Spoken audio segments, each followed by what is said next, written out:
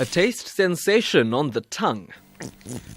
How about some extra hot spicy sauce for a flavor overdrive? Some more salt? Sure, why not? It's all about the taste, right? According to statistics presented by the Heart and Stroke Foundation, South Africans have a salt intake of between 6 and 11 grams daily.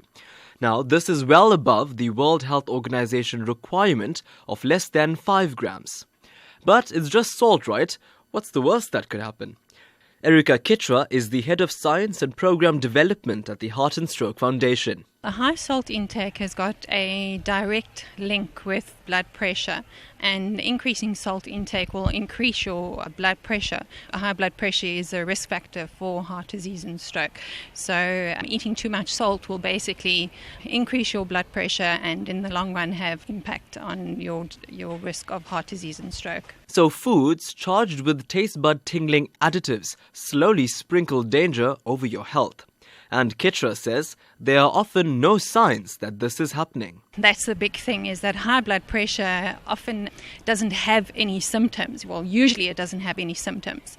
And that's why it gets missed. And that's why it's called the silent killer, because there aren't any symptoms. This has become a major concern for governments the world over, with many European countries enforcing stricter regulations of the amount of sodium or salt used to manufacture processed foods.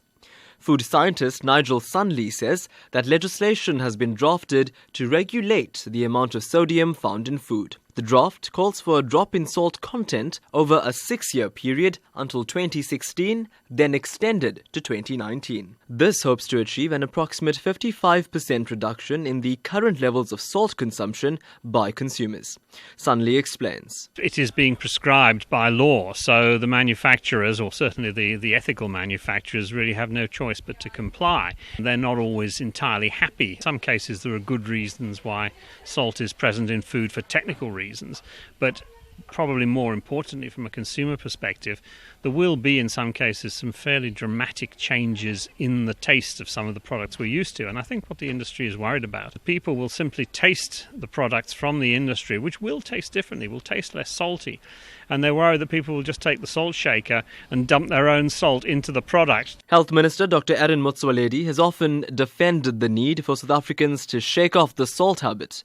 But Sunley says this message will fail without proper awareness campaigns. It will only be effective if, first of all, the regulations are properly enforced, because unfortunately enforcement of food legislation in this country is not good, and I'm worried that a lot of cowboy operators and unscrupulous importers in particular will continue to bring product into the country which won't comply.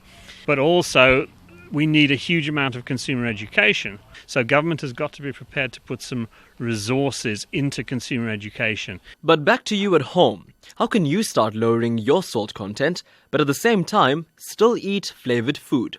Suna Cassia from the UKZN's Department of Dietetics says given South Africa's culture of eating flavour-charged foods, it shouldn't be too much of a problem to find taste alternatives. You do use lots of herbs and spices for cooking, and to encourage people to use that as opposed to, for instance, flavouring their food with salt or being so reliant on salt.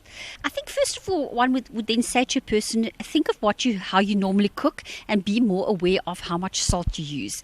For instance, in South Africa, we love curry, and those are all things that are actually absolutely perfect to use, and it's a very, very nice, gives you a bit of a zizz on your tongue. Unilever Food Solutions South Africa have a new target of reducing 15 to 20% by 2020 to adhere to the WHO dietary guidelines. Assistant Nutritional Health Manager Keegan Eichset says it's a challenge to get South Africans used to new food tastes. Palatability is a big part of behavior change. You cannot expect consumers to now start using products that are lower in salt unless they still taste great, as well as an education component part of that. So our current consumers in South Africa, specifically our LSM B and C consumers, which make up the majority of South Africans, like salty products. And changing that is a complex issue, and a lot is involved so that our consumers can actually start reducing their sodium in their foods actively. So it's something that they're trying to do.